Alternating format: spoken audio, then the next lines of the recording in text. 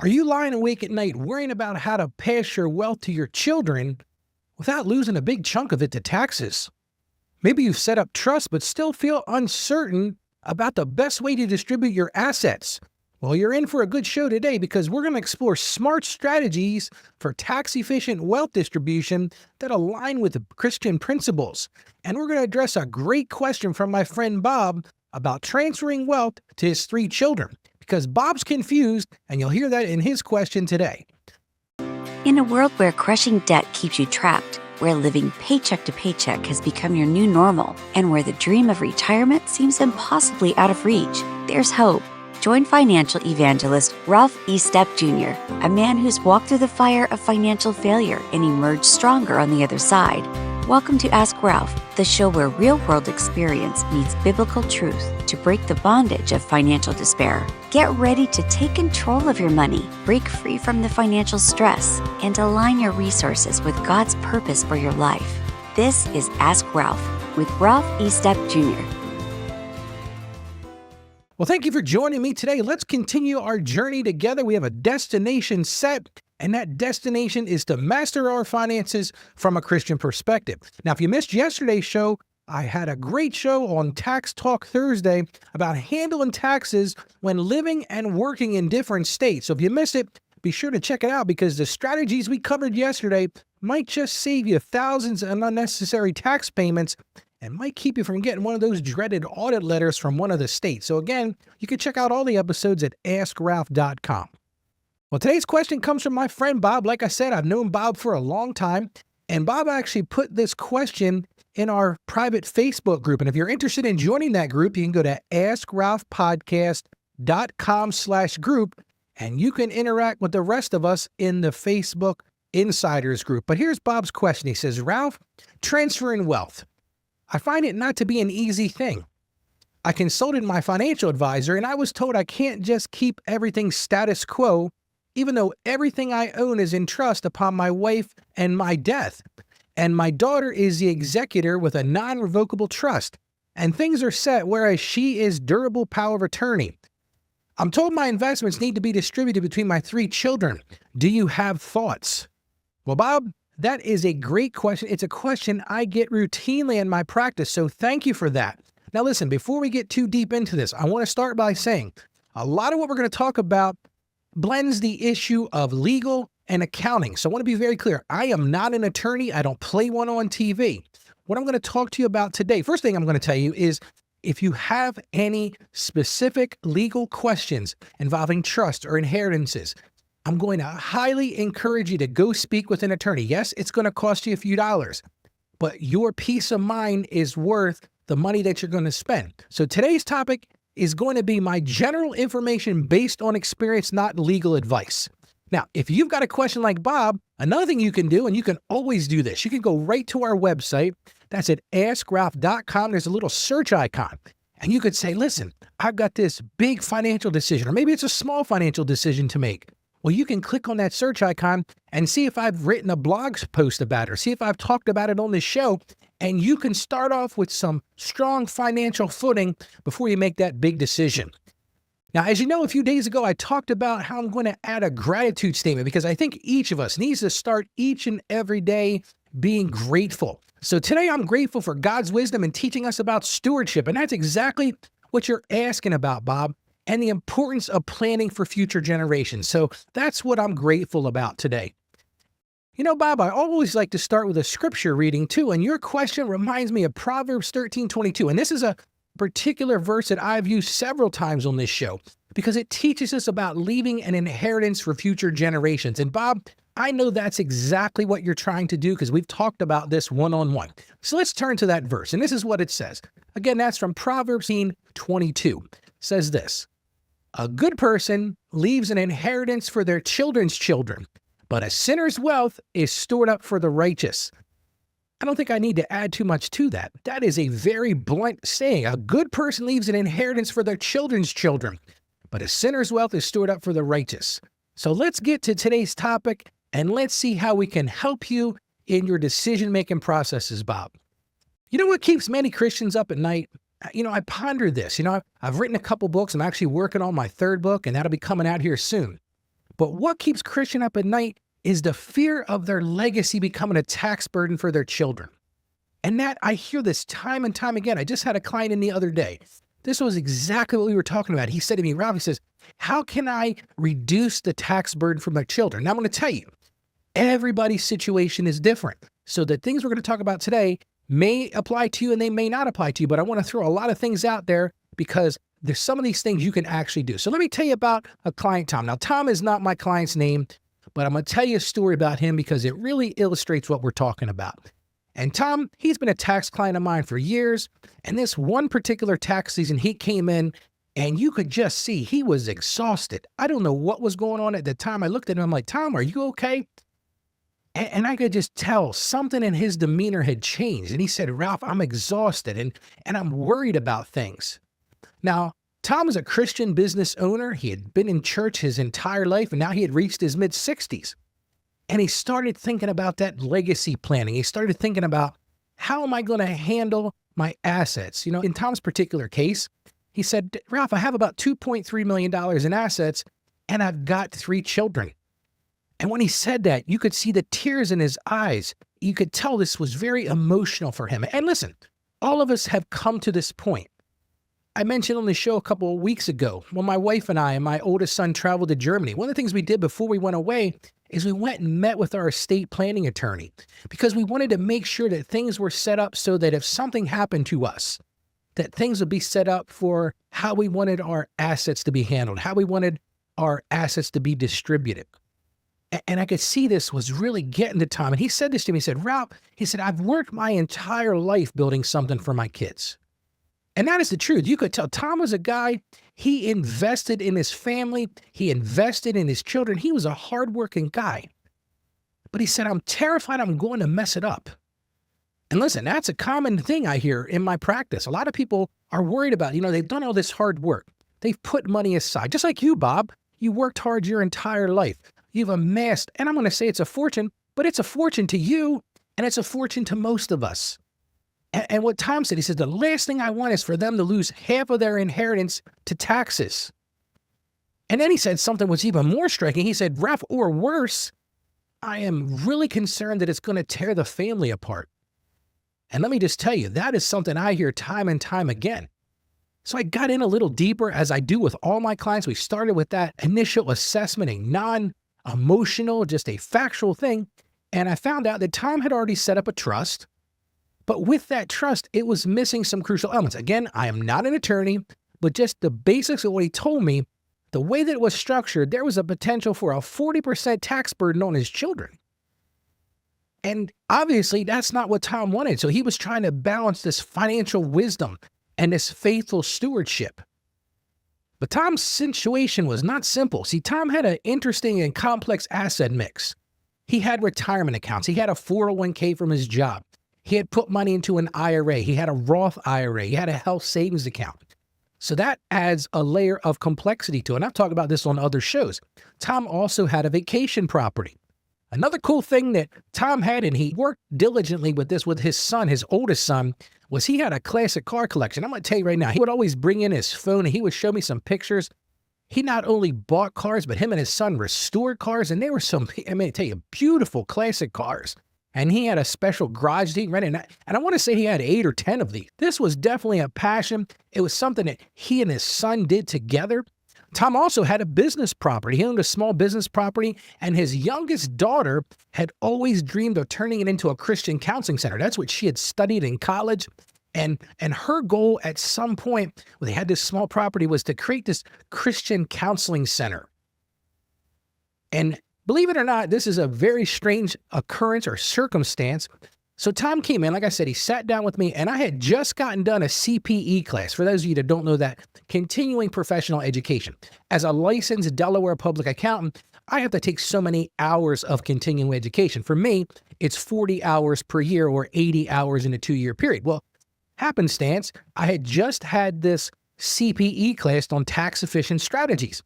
So I was very well versed on what I could tell Tom, and I was able to emphasize the importance of understanding all his assets.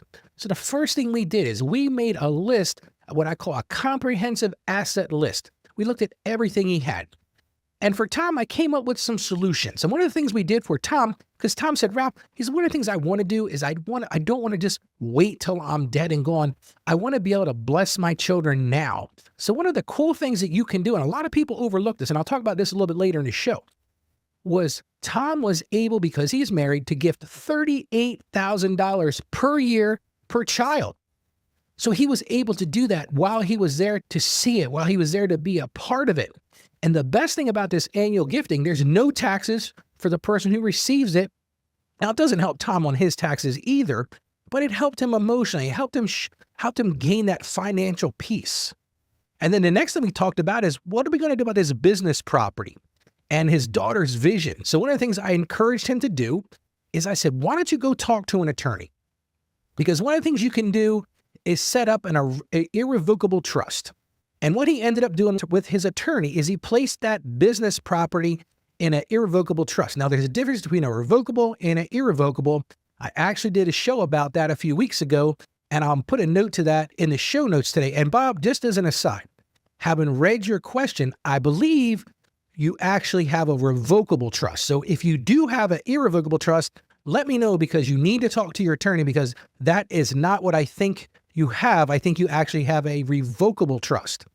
But anyway, we did this with Tom. We worked with his attorney because he wanted to preserve his daughter's vision for serving others, but he also wanted to protect it from estate taxes. And the other thing I encouraged Tom to do, and he's still doing it to this day, is he sits down with his estate attorney every year. Yes, it costs him a consultation fee, but like Tom said to me many times, he said, Ralph, I would rather pay a professional to know what needs to be done. And that's the thing, like, I'm not an attorney. I go and see an attorney when I have questions like that. I go see my own attorney. I actually did a show about that a few months ago. Actually, it's probably been a year ago now. I'll put a link to that in the show notes also. But this is the time to not be cheap. Let me be blunt. You want to pay to surround yourself with professionals. So let's talk about what happened to Tom. So like I said, we sat down, we put together sort of a skeleton plan. Like I said, I'm not an attorney. And I said, Tom, go see your attorney, but here's some things you can talk about. And I'll tell you what, it was exciting for Tom, so much so that he scheduled a consultation with me. I want to say it was about 2 months later. And when he came in, like, this dude had just a jump in his step. Like he was just excited. You could tell his whole appearance had changed. He had emotional relief, and it was very cool because he started telling me about how he started to get involved in the future of that Christian counseling center his daughter wanted to do. He's helping him make it happen. And he knew he now had peace of mind knowing that his tax burden had minimized. What he said was, he said, Ralph, and his voice was cracking. He said, for the first time, I'm not just passing on money. I'm passing on a legacy of faith and service.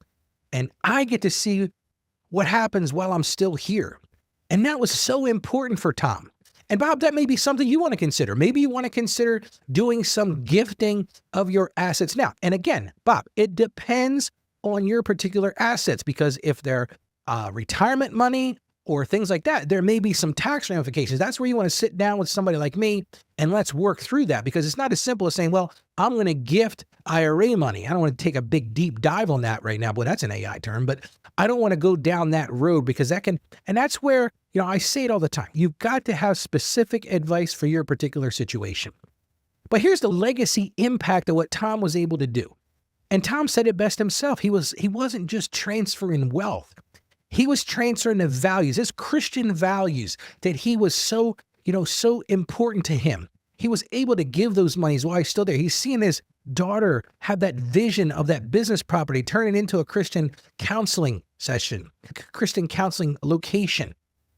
And he was able to create what I call multi-generational impact, because it impacted him. He was able to see it. His daughters were able to see it. And his grandkids and future generations will have that connection to Tom, because he was able to align his financial decisions with his faith. And my friends, that is what we call stewardship in action.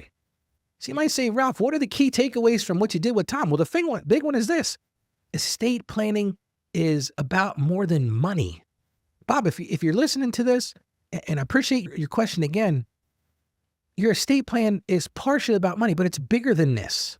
So that's why I'm saying it's so very important to get professional guidance, because you got to figure out a way to balance that wise planning and that faithful stewardship.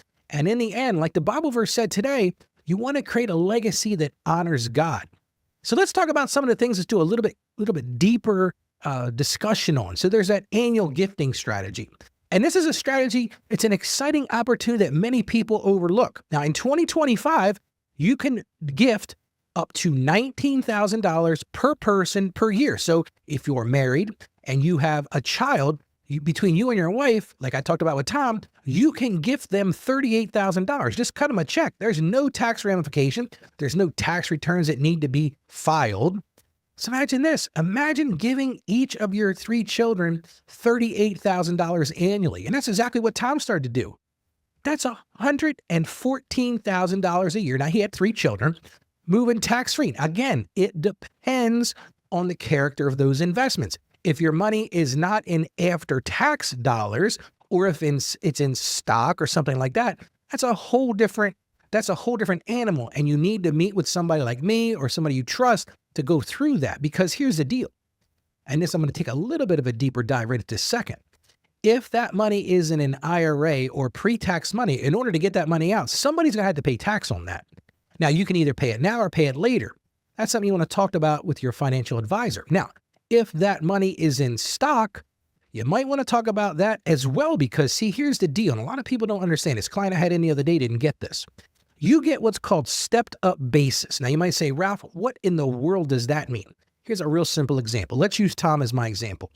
Let's say in Tom's portfolio, he's got $100,000 worth of stock. Let's say it's Amazon stock. I don't even know if Amazon has stock, but let's just say it's Amazon stock. So if Tom was to sell that Amazon stock in order to gift it to one of his children, Tom could potentially have a capital gain on that, because in Tom's particular case, let's say he bought that Amazon stock when it was cheap, when they were first getting started. So maybe he paid $20,000 for it. And like I said, now it's worth $100,000. Well, he's got this $80,000 capital gain that he's going to have to pay tax on if he was to sell those stocks and, take that money and give it to his children. Well, if he waits till he passes away and they're the beneficiaries of that stock, they get what's called stepped up basis. And stepped up basis basically means that on the date of your passing, so in our scenario, Tom's passing, whatever that Amazon stock is worth on that date becomes the basis for the person who inherits those stocks. So let's use that same example. So let's say tomorrow, Tom passes away. That Amazon stock is worth $100,000. Well, guess what? The person that he leaves that to, his son or daughter, one of those people, they have a capital gain now of not $80,000, but they have a capital gain of almost nothing. Because if it's valued today and they sell it today, then there's no capital gain at all. Now, if they hold it and it goes back up in value, their capital gain is going to be based on what the beginning value was on the date of his death and whatever he sells it for. So if you're gifting stock and you've got those built-in gains, that's something you want to talk to somebody like me about and make sure that it's right for you. But and that's the thing. These type of distributions are not just limited to cash. You got to think about your stock. Think about real estate, like Tom did with that business property, or even interest in your business if you own a small business. And see, here's the thing. Tax laws are changing in 2025. Who knows? I did a show about that a couple of weeks ago.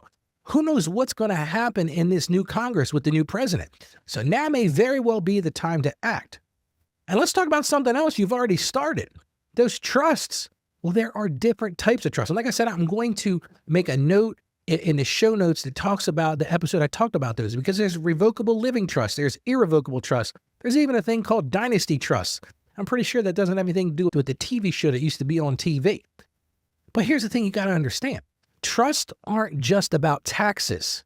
That's a good portion of it, but they protect your assets and give you control. Again, that's the thing you want to talk about with your attorney. And here's one thing. If you do a trust, that's a funny way to say it.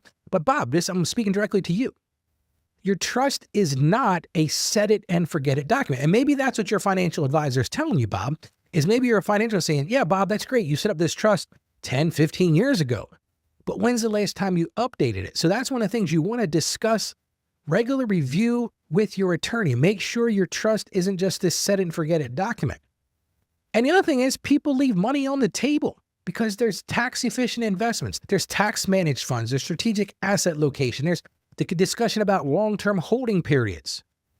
You got to think about it like this. Think of your investments like organizing your closet. And now some of us have very organized, like my wife, for example. I'm going to talk about my wife in a positive way here. She's an organized person. In her closet, you go in there, you look at her closet, she's got her clothes hung up by color. So if she's looking to wear a white shirt, here's the white shirts. If she wants a red shirt, here's the red shirts. Here's the blue. She's got her slacks and shorts and all that done exactly the same way. Well, you've got to think about your investments the same thing.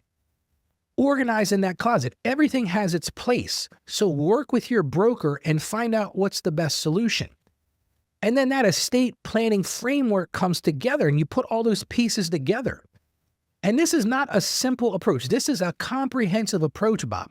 You got to look at all your assets, do that regular review, and listen. If you hear nothing else I say today, go get professional guidance. Go find an attorney if you don't have one. Meet with your attorney. Go find an accountant if you don't have one, and meet with your accountant. If you want to meet with me, I meet with clients all over the world. You can go to askralph.com. Right at the top of the page, you'll see Book a Call with Ralph. Now, that's the starting point, but you've got to regularly update this because life changes. Maybe you have a new grandchild, or there's a divorce, or there's a death in the family, God forbid. But life changes, and your estate plan needs to do that as well. And here's my key reminders. And I'm going to get to some action steps in just a few moments, but always work with qualified professionals. Make sure you're working with an attorney that works with estates and review those plans annually. You probably heard me say it 100 times. And not only the legal side of this, but you got to consider the federal and state tax implications as well. Because in Tom's case, we talked about his total assets were $2.3 million. Well, right now, there is no estate tax for his heirs when he passes away because right now the estate minimum is $13 million. So from a federal perspective, he's got no issues. But depending upon where you live, there could be state tax implications. And that's why you want to talk to an attorney and talk to an accountant. Another big deal about this, and a lot of people get stuck on this one, Bob, and I don't know if this is your situation as well. You mentioned that your daughter is involved in this, but you got to have communication. I'll talk about that a little bit later when I talk about some action steps, but have a discussion with your family. You know, one of the things that Tom was really worried about was his estate causing rifts in the family and destroying relationships. So one of the key things that Tom did is he had an annual meeting with his kids. And he said, okay, here's what's my estate. And he was very transparent about it. Now, a lot of clients, they don't want to do that. They keep everything, kind of close to the vest. My grandfather did this. My grandfather had a drawer with 2 locks on it. It was like a safe deposit box in his house. He didn't want anybody to know what was going on until he passed away. But see, I actually think that it's better to keep that family communication open. And last but not least, remember the spiritual aspect of stewardship. Now, one of the things I mentioned the other day is every day I also write a blog post. So you get to hear my sparkling voice or see my face here as you're watching or listening to the show. But I go a little bit deeper in the blog post. I give you some resources to look at, and you can always find those at askralph.com/blog. And we also do put today's blog in the show notes. Well, now let me ask you a question. Has this show made a difference in your life? You may be saying, Ralph, where are you going with this? But just think for a second. Answer me yes or no. Right now, wherever you're at, has this show made a difference in your life? You know, that aha moment when something clicks about your finances or your faith. Well, let me just tell you, that's exactly what someone else is searching for right now. There are so many people out there trying to get through this maze of their finances, their maze of estate planning. And they need to hear from somebody like you. And here's why your voice matters, because every day, people just like you are looking for guidance. They're doing Google searches. They're looking for all kinds of things, and they're getting crappy information. One of the things I think, Bob, you may be getting is information from somebody that doesn't know what they're talking about. And see, think about it like this. If you share your story of how this show's impacted you, that could be that gentle nudge they need to transform their financial journey. So what am I asking you to do? I'm asking you to do an honest review, because those reviews help people find us in a sea of podcasts, and there are hundreds of thousands. You might be saying, Ralph, but I'm just one voice. Yes, but think about it. It's a quick impact with a lasting difference. So do me a favor. Do me a huge favor. Once you get done listening today or watching today, take 60 seconds. That's all I need from you. And go to AskRalphPodcast.com/review. It's really that simple. AskRalphPodcast.com/review. And do me a favor, leave me a 5-star review and rating. Share that breakthrough moment. What did the show do that made a difference to you? Maybe it helped you break free of debt. Maybe it helped you put together that intentional spending plan or that budget. Maybe it helped you get the impetus to go meet with your attorney like we talked about today for estate planning. I want you to do that because it will help someone else find their path to financial wisdom. Think about it this way. Think about the most valuable lesson you've learned from this show. That insight you're holding. That could be exactly what another listener or viewer needs to hear. You can be their sign. You can be their guide. You can have kingdom impact on them. Again, go to askralphpodcast.com/review because together we're building a community where faith and finance work in harmony, just like Bob did. He went to our Facebook Insiders group, and there'll be notes in the show notes for that. Because listen this, please hear me. Your review is more than feedback. It just is. It's a beacon for others seeking that same clarity you found. So why not share that? Again, that's at askralphpodcast.com/review. Now, a few days ago, I introduced this whole idea of reflection questions because at the end of each episode is before we get into talking about what you can go do, I just want to take a few moments and reflect on what we talked about. So first thing I want to ask you today, have you taken inventory of all your assets and how they're currently titled? That's where it's got to start. What do you have and how is it structured? That's the first question. Number 2 question. These are my reflection questions. Number 2, when was the last time you reviewed your estate planning documents? Bob, ask yourself that question. Did you go meet with that attorney years ago and you haven't updated it? That's a bad plan, Bob. Go meet with your attorney and update those documents. Now, your attorney might say, Bob, you're in great shape. Here's what's going on. Here's how you set it. Here's how you set it, how you have it set up. So, but just go get that peace of mind. And my third reflection question is, have you discussed your distribution plans with your children? Now, again, I will get feedback from this. If you disagree with me, that's fine. Reach out to me. You can get me at askralph.com. But I really think it's time to start having those discussions with your family because, like Tom, if you want to avoid those issues, and I've seen it destroy families because people have kept that information too close for the vest, too close to their vest. So go and have those discussions. You don't have to tell them every little nook and cranny of what it is, but give them a big picture of what's going on. So let's get to those action steps. So here's my professional advice. When planning your estate, it's essential to seek professional advice from financial counselors and estate planning attorneys. That's your dream team because they can help you navigate the complexity of tax law, and they can also, like Tom wanted, they'll ensure your wishes are carried out effectively. So here's some tips from some financial advisors. When I did research for the show, here's the things they said to do. Number 1 thing, keep your will and beneficiary designations up to date. Do that annual review, maybe twice a year review. Communicate clearly with your heirs about your estate plan. Again, you don't have to share with them every little detail of it. Consider the role of an executor and choose someone trustworthy. Bob, you've mentioned it. You've got your daughter set up for that. Obviously, you trust her.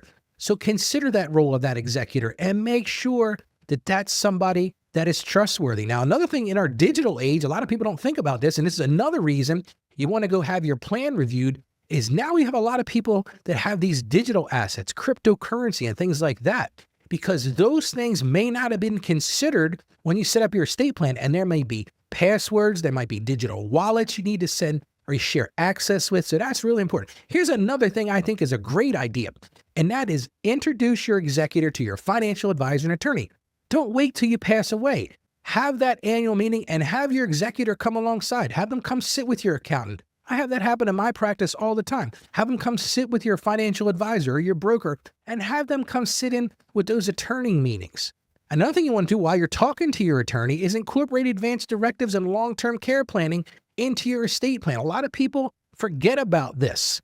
And then the last thing on my list here is discuss your estate plans with your chosen power of attorney and your healthcare proxy to make sure they understand their responsibilities. One of the things you don't want to do is create all these beautiful legal documents and things that you want to have done, and then the person that you asked to do them doesn't understand what you want. So have those discussions. You see here, because distributing wealth to your heirs is a significant responsibility. Like you've alluded to, Bob, in your question, and Tom found this out when he sat down with me. And that responsibility requires careful planning and consideration. And if you integrate biblical principles with sound financial strategy, if you can marry those two worlds together, which is what this show is all about, you can ensure your legacy blesses your loved ones and honors God. You can do it at the same time. So here's my key takeaways. And I'm going to go a little bit long, but this is a big topic. Number one, prioritize your relationship with God. Matthew 6:21 reminds us, for where your treasure is, there your heart will be also. So let your financial decisions reflect your faith and values. Number two, be a good steward.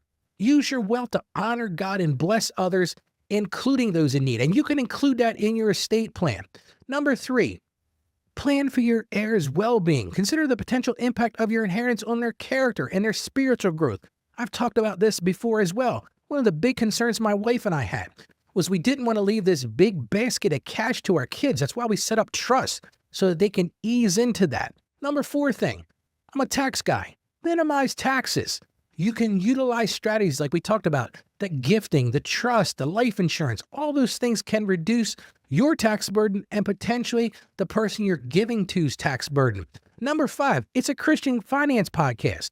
You got to give generously. And I'm going to encourage you, incorporate charitable giving into your wealth transfer plan.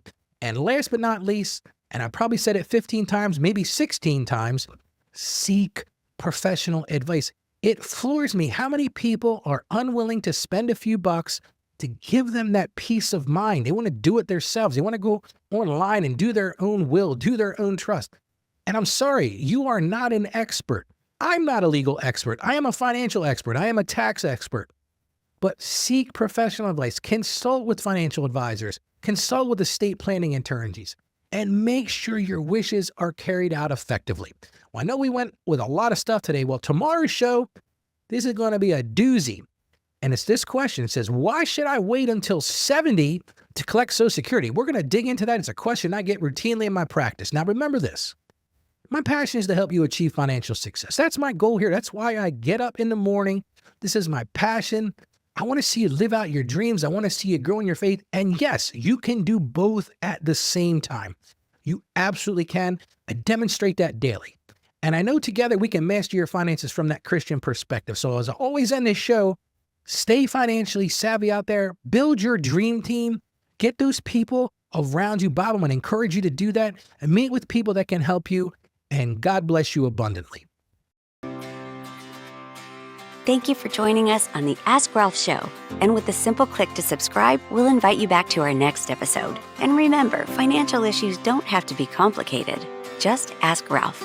The information contained in this episode of Ask Ralph is based on data available as of the date of its release. Saggio Accounting Plus and Ask Ralph Media, Inc. is under no obligation to update this content if changes occur. Applying this information to your specific situation requires careful consideration of all facts and circumstances, and any information provided is not to be considered as financial, tax, or legal advice. Please consult your tax advisor or attorney before acting on any material covered.